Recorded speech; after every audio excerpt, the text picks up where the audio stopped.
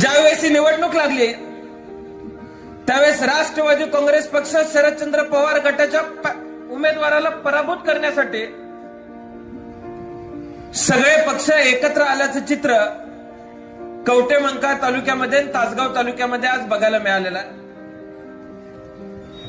खरं तर मला यामध्ये अलीकडच्या काळामध्ये काही फरक आणि वेगळं वाटत नाही. 2021 ची नगरपंचायत असेल, त्याच्यानंतरची बाजार समिती असेल, त्याच्यानंतरची बँकेची निवडणूक असेल, त्याच्यानंतरची विधानसभा असेल आणि आज जिल्हा परिषद पंचायत समिती लागल्यानंतर देखील यांना का पुन्हा पुन्हा माझ्या विरोधात एकत्र येण्याची गरज भासते.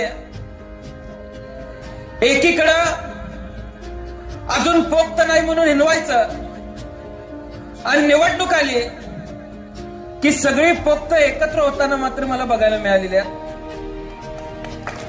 मी आज सांगतो, आजपर्यंत झालेल्या प्रत्येक निवडणुकीमध्ये या मतदारसंघातल्या लोकांनी छातीचा कोट करून माझं संरक्षण करण्याचं काम केलेलं आहे. या मतदारसंघातल्या सर्वसामान्य माणसासाठी अगदी वयाच्या 16व्या वर्षीपासून आपल्या आयुष्यातले क्षण वेचण्याचं काम मी केलेलं आहे.